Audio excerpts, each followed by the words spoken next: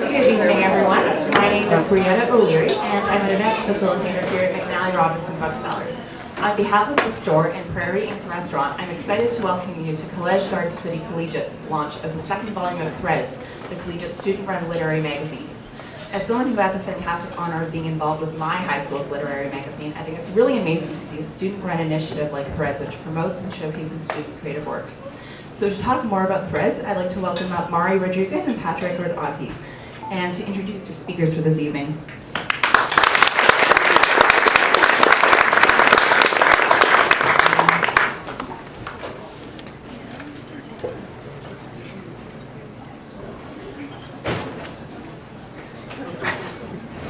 Good evening, parents, guardians, students, teachers, and distinguished guests. My name is Patrick Rodati. And my name is Marie Rodriguez. We are the co-editors of this year's literary magazine, and we would like to thank you for coming to Collegiate Garden City Collegiate's second book launch. Threads is a student-submitted literary magazine that started in September 2010. That is written and submitted by the students. This year's process was full of hard work and surprises. We started by picking this year's theme of dreams, then got on board to advertise for 4 months, handing out submission forms to whoever we could talk to. After the winter break, we went over the submissions, and over the course of 3 days, we started debating, accepting, and deciding on submissions that were going into the literary magazine, and letters were sent out. And after that came the layout. We honestly did not know if we could make our deadline. When we worked on the layout and design, from text to cover design, we were punched for time to get to the publisher. After weeks of decisions, we were finally able to complete the book and have our second book launch. We would like to acknowledge the teachers, administration, and superintendents who are with us today. We wouldn't have gotten this far without all of your support. Now, I would like to direct you to the PowerPoint behind us. This will show the title of the piece and/or artwork and the student's name. So without further ado, please welcome Carl Humphreys with her story called The Disappointment.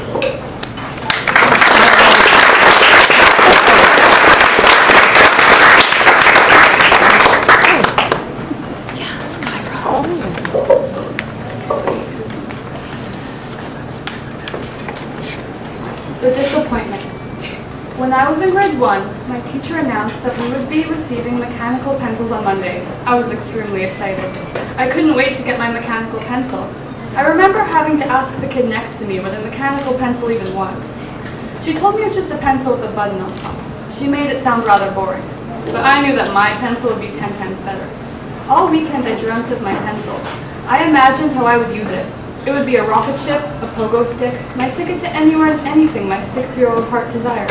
I just knew that it would let me fly. On Sunday, I started realizing something was off with my plans. How on earth would a pencil do all that? I had seen those boring yellow sticks at school before. Would a mechanical pencil be any different? Besides, how would my teacher get 30 of these wonderful things? Yet, I refused to give up hope. It's going to be better, I promise. When I got to school, my classmates and I all sat on the floor as usual. I waited anxiously for the pencils to be distributed, still clinging to the hope of a rocket ship pencil. Finally, what I had been waiting for. I was extremely antsy as I waited to be called up to pick out a pencil. I heard the teacher call my name and I leapt up excitedly. I picked out a shiny green pencil and sat back down, and I immediately wished I had gone pink. I suppose that was when my hope of the perfect writing utensil began to shatter. I clicked the top. Nothing. I could feel the disappointment that had been looming over my head for days course through me. In my hand, I held a simple, cylindrical piece of made-in-China plastic, which to me was only slightly more useful than a piece of pocket lint. I'm pretty sure I lost it shortly after. Now I wonder, why would anyone announce that they were going to be giving you a pencil anyways? To this day, I don't like using mechanical pencils. I will probably never buy one, not until they can fly to the moon anyways.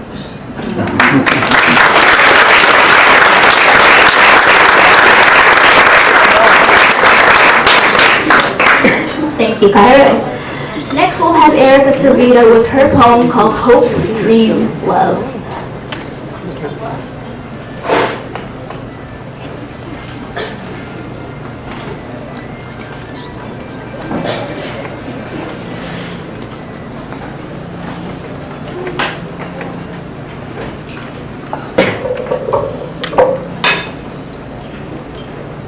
Hope, dream, and love.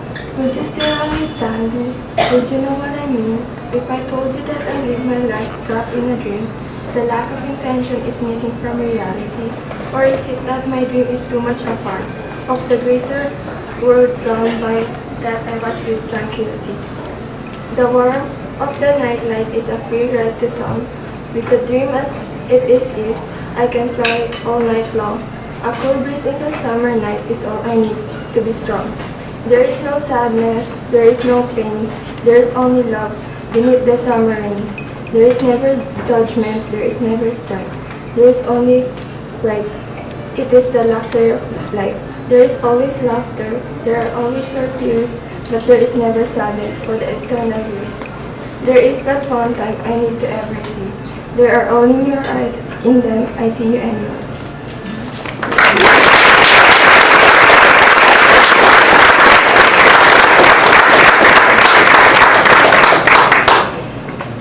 Thank you, Erica.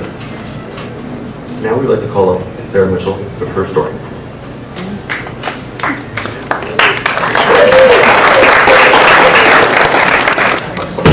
Closely into the microphone as you can. Great.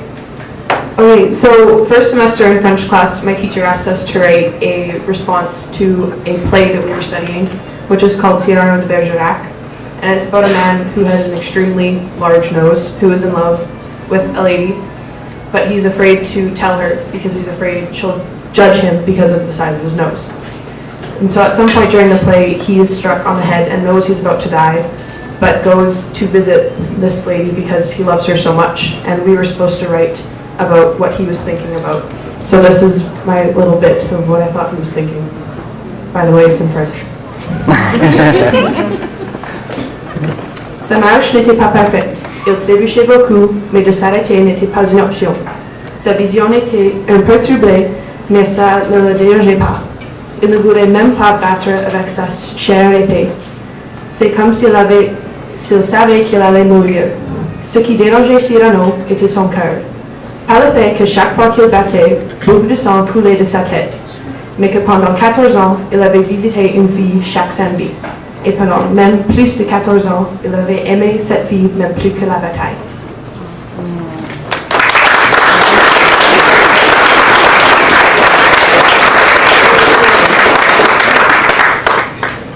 Thank you, Sarah. Next, we'll have Jacqueline Harbour with her poem called Legacy.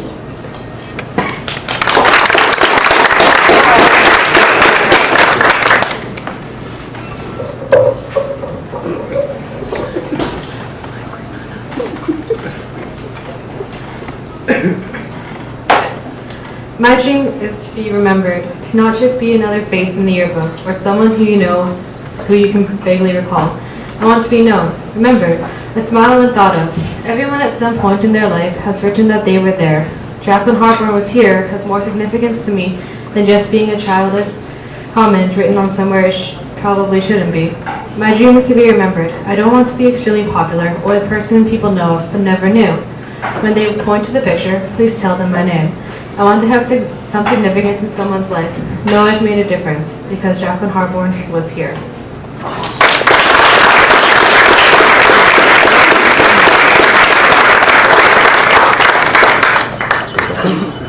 Now we'd like to call up Samara Brazier with her poem called Blackness.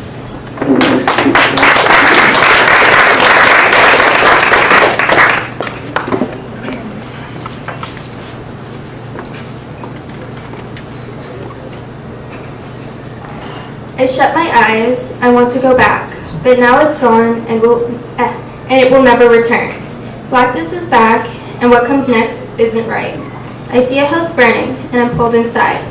I'm running, but I'm watching myself at the same time. Looking, always looking, but I can't find the treasure inside. That burns away as soon as I reach the door. Blackness is back, my eyes open to my dark room. I stare up at the glowing stars on my ceiling. Now I know blackness won't come again.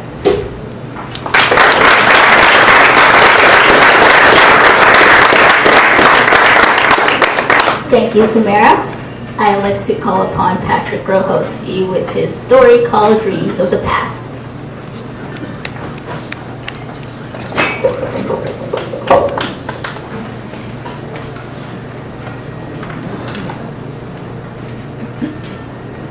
It all began with the Japanese Imperial Army invading French Indochina. The United States Congress placed an oil embargo on us in an attempt to stop our war efforts. By the spring of 1941, the U.S. ceased oil exports and we were crippled by it. We decided to get retribution for what had happened by launching a naval attack to the U.S. Air and Naval Base on Pearl Harbor on the coast of Hawaii. So they could always remember what they did to us was a mistake. To sanction and allow this naval attack, we needed it to be successfully permitted by the Supreme Commander of the Japanese Imperial Navy, His Imperial Majesty Emperor Hirohito. What are the chances of the attack being successful? The Emperor asked his advisors. Very good, they replied. Your words speak louder than your actions, my advisor, the Emperor said. May I permit to speak, Your Majesty? I asked the Emperor with confidence. You've been permitted, General Nakamura, the Emperor said. Think of someone conducting surgery. You need to be patient and continue when able. This proposed attack is similar to that because when it is launched, it will be a surprise attack, and the United States Navy will never see us coming, I said with confidence. Very good. But after this, General, what are the chances of victory if we are to go to war with the United States of America? The Emperor asked with some concern. It all depends on how this attack goes, I said with a bit of hesitation. Very well. General Tojo, to ensure that our naval forces will be prepared for this attack on the 8th of December, 1941, the Emperor ordered. I will get that done, Your Majesty, Tojo said. The stage was set for the attack that concurrent U.S. President Franklin D. Roosevelt would later describe as a date that would live forever in infamy. The United States was crippled and their Navy was nearly destroyed as a result. When the day came, I was anxious and pondering the fact that if this attack failed, or our powerful Navy was not able to deal damage, my head would fall off as a result. I knew, however, that the Emperor had faith in me when I proposed the attack, and I knew that his faith in me would never die. I just hoped I could live up to his expectations when I was walking around the courtyard of the Imperial Palace when Hirohito himself met me.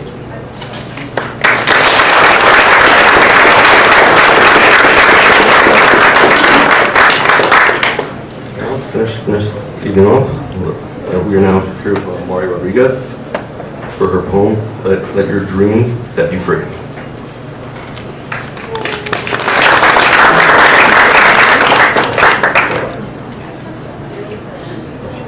I'd make a short joke, but I did that last time, so I'm not going to do that right now. I'm not nervous, but when you got the administration right next to you, then again, I'm over here and they're over there, so I don't have to look at them.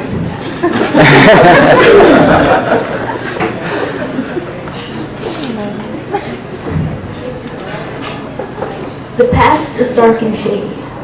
The future is far away. The present looks so lonely from the place in which you lay. You wonder about all you know, how you feel and what you see, asking how you're still changing to something you can't be. Time goes by so quickly and stops into a halt. When you think of all you've been through, questioning, was this all your fault? Every dream you held on to, every wish you have made, seems impossible to get there when everything is led astray. No matter how long it will take you to get to where you want to be, leave the dark past behind you.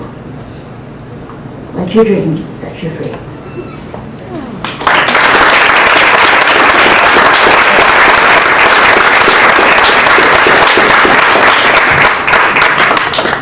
Thank you, everybody. We would like to end off with a few acknowledgements.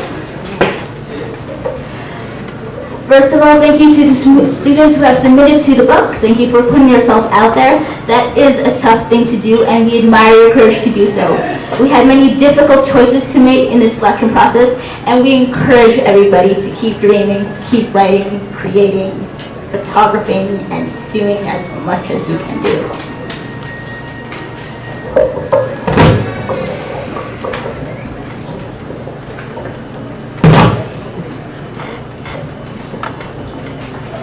To all the staff of Garden City, there are many teachers who helped make this project come to life, both directly and indirectly.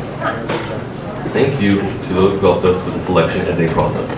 Mrs. Zenko, Mr. Leclerc, Mrs. Thompson, Mr. Martin, Mr. Cron, Mrs. Savio Silver, Ms. Whiteside, and many others.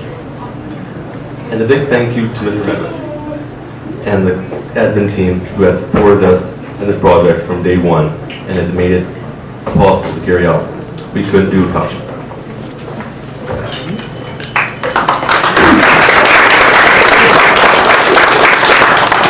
Also, thank you to Mr. Wu and Mr. Stewart for videotaping and doing photography. Thank you to Chris Dewick, Brenda Stows, and all the staff at Friesen Publishing. Thank you for helping us with the layout process, taking care of all the little details that has made this book happen in such a quick time frame. We'd also like to thank the staff at McNally Robertson. I want to cross that. John Taves and Lisa Bowman for setting this evening up. And all of the Prairie Inc. restaurant staff who have made this wonderful evening possible.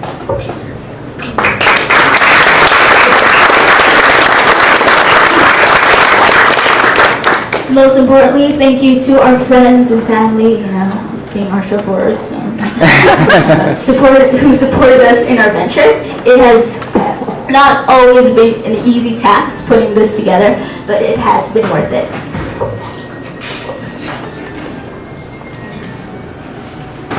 Something that we have learned through this process, which really started last year with the publication of our first book, is being summed up by Jack Kerouac, an American author. All human beings are also dream beings. Dreaming ties our mankind together. And of course, thank you for letting you enjoy our piece. And as Robert Process says, no tears in a writer, no tears in a reader.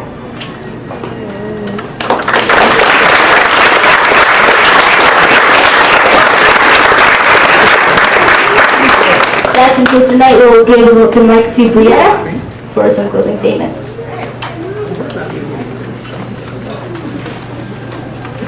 A bit taller. Thank you so much to the staff and students at Garden City, and also to the staff here at Prairie Inc. Please feel free to have your copy of Thread signed by our celebrity authors on hand before paying for it at the front cash desk. And shortly, servers will be bringing around some of the cake we've got back there. So for those of you who have already had desserts, it's double your fun. Thank you so much, and have a great rest of your evening.